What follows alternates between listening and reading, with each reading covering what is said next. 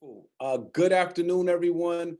Welcome back to the Dads Matter 2 7th annual conference. Such an exciting day yesterday. I mean, I'm still fired up about the fatherhood work that we have to do. And I'm so excited about what we're going to do today, the presentations that are to come. I want to get the ball rolling because I'm sure we need all the time for the presentations and not so much for me to pontificate as much as I would love to pontificate. So I would like to start off by doing some of the having people come in for their opening remarks. And I'd first like to have the first person be State Senator Marilyn Moore. State Senator Marilyn Moore is a lifelong Bridgeport resident. She is the mother of 3 and grandmother of 9. Marilyn attended Bridgeport Public Schools, Housatonic Community College, and the University of Bridgeport. A disciple of Mount Airy Baptist Church, she declares that God has blessed her abundantly and all the glory and honor belongs to him. Marilyn has been involved in local politics since she worked on the campaign for Tisdale for mayor and has since coordinated several successful campaigns. In 2013, Marilyn challenged a 6-year incumbent for the state Senate seat, and was successful in her bid to represent Trumbull, Bridgeport, and Monroe. She was sworn in on January 7, 2015, and is the current chair of the Human Services, General Bonding, and vice chair of Finance, Revenue, and Bonding, and is a member of the Children, Executive, and Legislative Nominations, Legislative Management, and Public Health. She is also the state director of a women's legislator lobby, which equips women state legislators to maximize their success in their states. Please join me in welcoming State Senator Marilyn Moore. Good afternoon. I've got to cut that bio back in half, but thank you so much for that. You've heard this afternoon, I'm really proud to be here. I was able yesterday to stay on for quite a while and listen to your speakers, and I was really impressed with the amount of work that goes into doing something like this and all the partners. And Mr. Muhammad, I know you know, as the young man before, it takes a village to pull something like this off, and you've done an excellent job. I was amazed at how many people had logged in yesterday, and again, you have a significant number of people participating. So, as you heard, I'm the chair of Human Services and vice chair of Children, and this has been my mantra from the day I walked in: is looking at things from a holistic approach of a family, not trying to define what that family is, and not saying what is a traditional family, but making sure that the family is secure. That work aligns me with the efforts of the Connecticut Fatherhood Initiative, also known as CFI. And so I serve as co-chair of the council with the Commissioner Deidre Gifford. And I'd like to thank, first of all, Commissioner Durantes and Deputy Commissioner Michael Williams, who I heard from yesterday, and Jody Hill-Lilly for their work as part of the CFI Collaborative, and for asking me to share some words with you today about the partners and the work that's being done. I'd also like to thank the CFI co-chair, Commissioner Gifford, for stepping in at a time during the pandemic and taking on multiple roles to get the work done that needs to get done. And in the meantime, Deputy Commissioner Kathleen Brennan stepped in on behalf of the commissioner to do that work. I recognize that the members of the CFI Council and the domain committees, which I've learned a lot about after coming on board, for their continued dedication to the various areas of work. And it's critical work. And so the CFI is a multi-agency, broad-based effort led by the Department of Social Services, involving state and local partners, focusing on changing systems to support the positive involvement of fathers in every aspect of their children's lives. I am honored to speak with you today for a few minutes about the partnership and what I've been working on. We come together in the fatherhood work as representatives from state, local, and policymakers and advocates. We aspire to support dads to manifest CFI's tagline of teach, love, inspire. My work on the Two Generation, or also known as Two Gen Initiative, and the CFI Council goes hand in hand. We must support the whole family, whatever that looks like. Many of the state and local partners in 2Gen are also active partners of the CFI, including the local agency for 2Gen, the Office of Early Childhood, and the Department of Social Services and Housing, UConn, and the Connecticut State Colleges and Universities. The 2Gen initiative is a holistic approach to supporting families. 2Gen puts the whole family, both children and their caregivers, on a path to economic stability. Commissioner Gifford shared information yesterday with you about CFI's strategic plan and collaborative efforts that focus on economic stability. In 2015, Connecticut became the first state in the nation to pass legislation codifying 2Gen initiative in statute. Many communities across the state have adopted that 2Gen approach.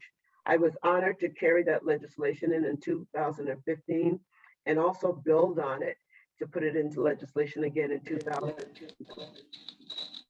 The CFI and the 2Gen innovative whole family approach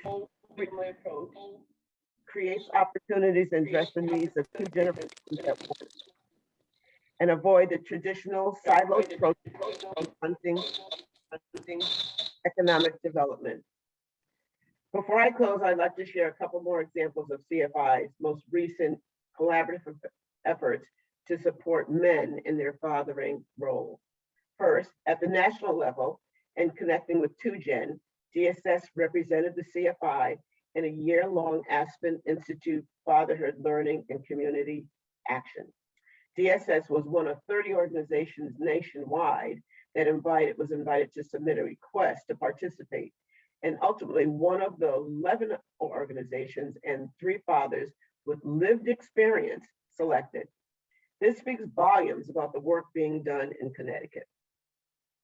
The CFI is seen as a leader in the field, and this opportunity offered us a platform to share our expertise in identifying and documenting policy barriers and best practices and leveraging opportunities to engage and support fathers to advance child and family well-being, which should be the center of everything that we do. This work will turn into something that will inform the policymakers at the federal and state levels, as well as the philanthropic community as they make policy and funding decisions. That is my role here, to make sure that I hear from the Fatherhood Initiative, listen, and come up with creative legislative ideas that will increase participation and support fatherhood. The first report was released in June of 2021 and can be found on the Aspen Institute's website. A local example came out of the work of the CFI Strategic Plans Domain 5 Committee, which is focused on policy and public awareness. In celebration of Father's Day, the CFI hosted a virtual event called A Father's Day Conversation, and on Monday, June 21st in 2021. The event was free and open to the general public and featured a 90-minute conversation moderated by award-winning journalist Stan Simpson with a diverse group of dads as they connect and reflect on what it means to be fathers and sons and how they strive to teach, love, and inspire their own sons, their daughters, and to be their very best every single day, and ultimately shaping their family legacy. The event was part of CFI's Dear Dad Tour statewide messaging and public awareness campaign to promote the positive involvement and interaction of fathers in the lives of their children. I want to thank you for allowing me to take some of your time up today. You have a full schedule. I pray that you all are well and that you get everything you need out of this hearing. Everything is here for you today. God bless and thank you. Thank you, State Senator Marilyn Moore, for your opening remarks, and that definitely some good information about this, the work that's been done with CFI. So next up, before we get going with our first presentation, it looks like we have a Fatherhood Monologue video. This one is by Frederick Douglass Knowles. He is the current poet laureate of Hartford. And you know, one of the things I wanted to say about the fatherhood monologues, just in case, you know, you're thinking like, I would like to do a fatherhood monologue. You know, the way we do this process is it's like a 6-session process where we write for 5 sessions, and then the last session is a live performance. And so anybody that's interested in developing a fatherhood monologue with a group of men, a group of fathers, or people that have fathers, I would love to talk to you about it. You know, you can hit me up in the chat. But for now, let's listen to Frederick Douglass Knowles II for a day.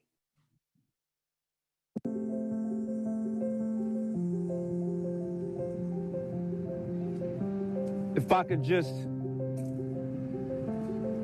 dance with my dad for a day, so he could take away these questions that run through my mind. And if I could just dance with my dad for a day, so he could help me see things clear that are normally blind. And if I could just dance with my dad for a day, so we could take the tears that never seem to stop. And if I could just dance with my dad for a day to help me fill this hole that consumes my heart. And if I could just